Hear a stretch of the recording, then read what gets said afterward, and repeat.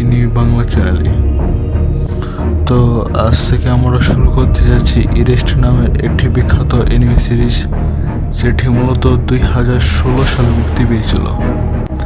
তখন থেকে এটি মাত্র একটি সিজনই মুক্তি পেয়েছে, আর কোনো সিজন মুক্তি পাবে তা বলে মনে হয় না। এটি একটি time travel related anime series.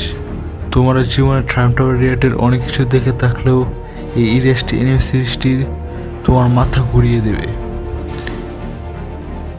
এর একটি সিজনে মাত্র 12টি এপিসোড রয়েছে। মাত্র 12 পরের এনিমে হলেও এর গল্প ও থ্রিলার এমন গভীর যে মনে দীর্ঘদিন মতো থেকে যায়। IMDb-তে এর রেটিং 8.5 আর রটেন টমেটোতে এটি পায় 100% ফ্রেশ। অর্থাৎ এখান থেকে প্রমাণিত হয় এটি অত্যন্ত ভালো মানের একটি এনিমে সিরিজ। তো চলো কথা না বাড়িয়ে শুরু করা যাক আজকের এক্সপ্লেনেশন। প্রথম এপিসোডে আমাদের পরিচয় করিয়ে দেওয়া হয় সাতোরু ফুজিনোমা নামের এক 29 বয়সী তরুণের সাথে। শুরুতে আমরা দেখি 2006 সাল সাতোরু তখন টোকিওতে থাকে। সে একজন মাঙ্গা আর্টিস্ট হতে চায়, কিন্তু সে যতবার মাঙ্গা পাবলিশারদের কাছে যায় ততবারই সে রিজেক্ট হয়। সবাই তাকে একটা কথাই বলে, সাতোরু তোমার মাঙ্গা পালো, তবে তুমি তা মন থেকে লেখো না। যতক্ষণ না পর্যন্ত তুমি তোমার মন থেকে লিখবে ততদিন পর্যন্ত তোমার মাঙ্গা আমাদের কাছে গ্রহণযোগ্য হবে না। সাতোরুর জীবনটা যেন এগিয়ে আর হতাশায় ভরা। তাই বর্তমানে কোনো কিছু করতে না পেরে সে পিৎজা ডেলিভারি বয়ের কাজ করে। এর পরের দিন আমরা সাতোরুকে দেখতে পাই সে পিৎজা নিয়ে রাস্তা দিয়ে যাচ্ছিল। হঠাৎই সে নীল রঙের কিছু একটা দেখতে পেল। দেখাতে তার ভিতর কিছু একটা ঘটলো, আর আমরা বুঝতে পারি যে কিছুক্ষণ আগের ঘটনাগুলো পুনরায় ঘটছে। সাতোরু সবকিছুকে গভীরভাবে দেখতে থাকে। হঠাৎই সে একটি ট্রাক দেখতে পায়। একটু ভালো করে দেখতে সে দেখে ট্রাকের ড্রাইভার ঘুমিয়ে পড়েছে। আর ঠিক তখনই সে দেখতে পাই একটা বাচ্চা ছেলে হেঁটে ট্রাকের সামনে চলে আসছে। সাতোরু অনেক কষ্টে সেই ছেলেটিকে বাঁচিয়ে নেয়, তো একটি গাড়ির সাথে তার অ্যাক্সিডেন্ট হয়ে যায়। এরপর কিছু ফ্ল্যাশব্যাক দেখানো হয়। আমরা তখন সাতোরুকে হাসপাতালে চোখ খুলতে দেখতে পাই। সে দেখে তার সামনে তার কোয়ার্কার আইরি কাটাকুটি বসে আছে। এরপর আইরি বলতে শুরু করে, সাতোরু তুমি 2 দিন ধরে হাসপাতালে আছো, তোমার কি কিছু মনে নেই?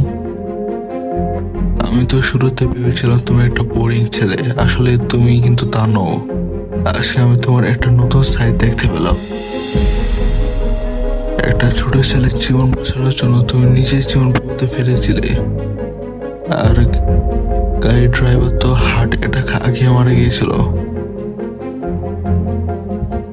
আচ্ছা সাতোরু, তুমি কিভাবে বুঝলে একটা অ্যাক্সিডেন্ট হতে যাচ্ছে? সাতোরু উত্তরে বলে, এটা শুধুমাত্র একটা কাকতালীয় ঘটনা ছিল।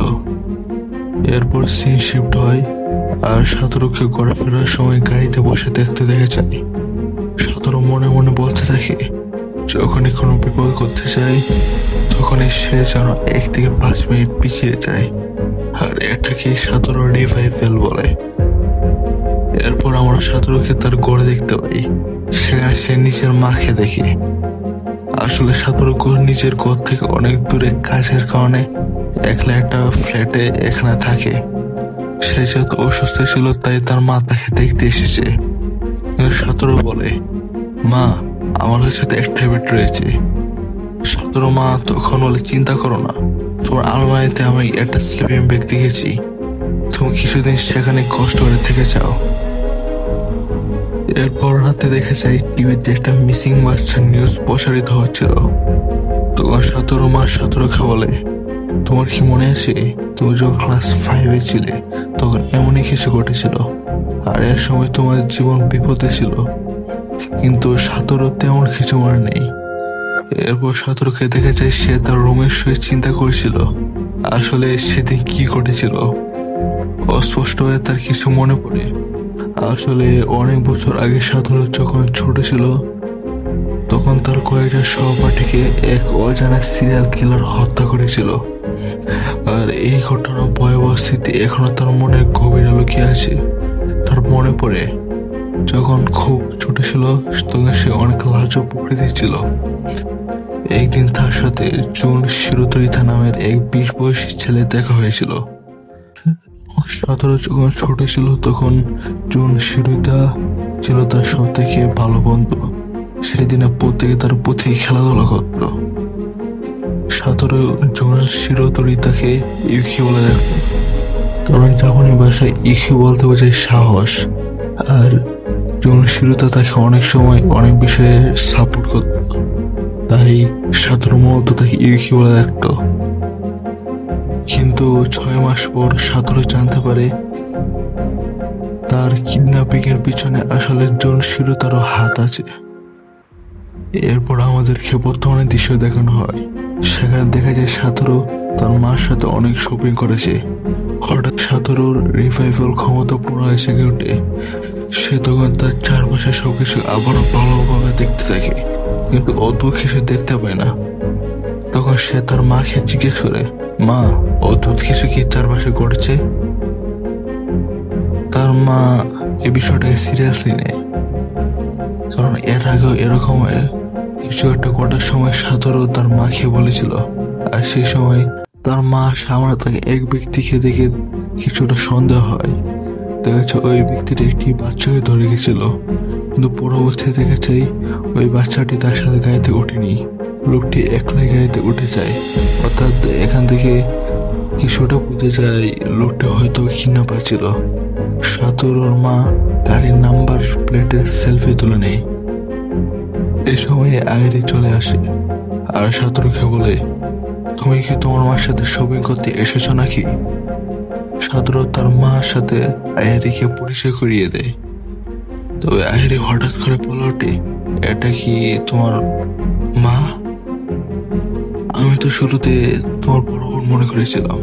সাতরোর মা আইরি কথা কিছু মনে করে না, উল্টো আইরিকে ডিনারের দাওয়াত দেয়। আইরিও রাজি হয়ে যায়।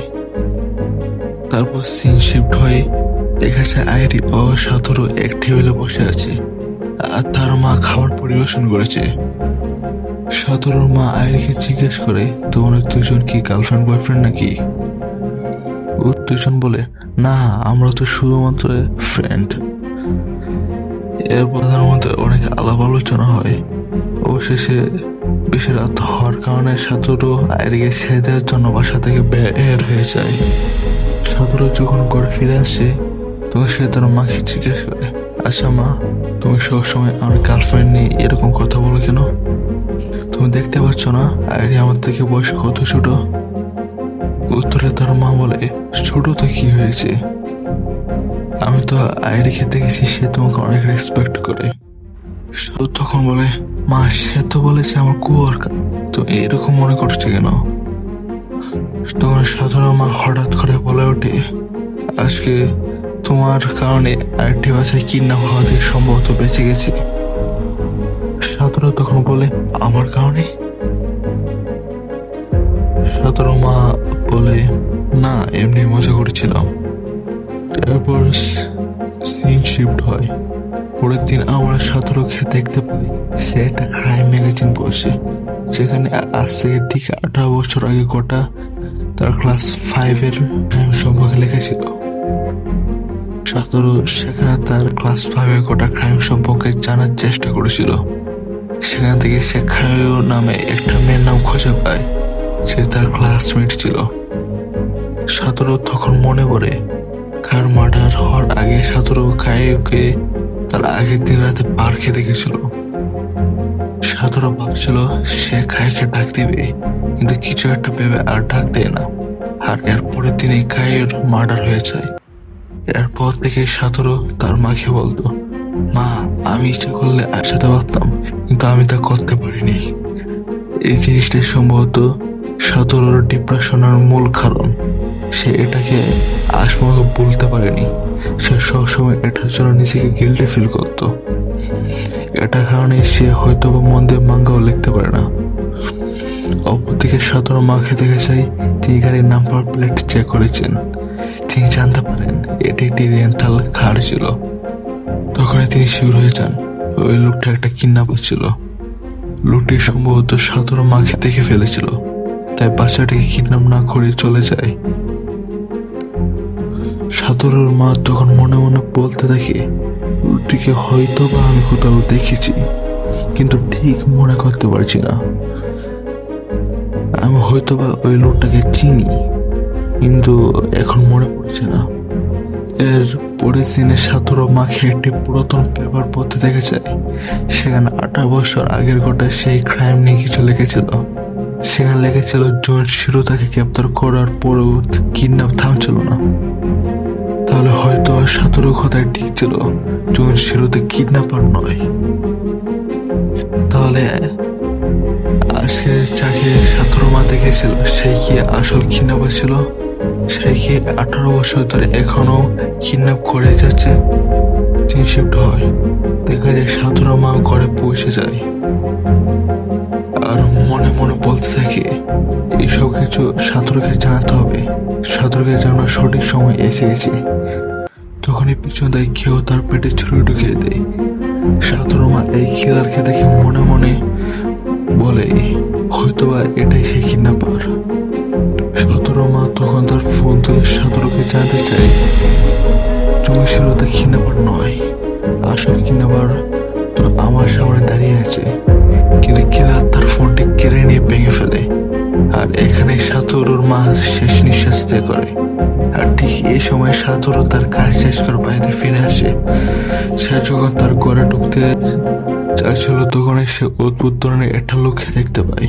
কিন্তু সে কিছু না বলে ভিতরের দিকে যখন যাই সে দেখতে পায় তার রুমের দরজাটা খুলে আসে।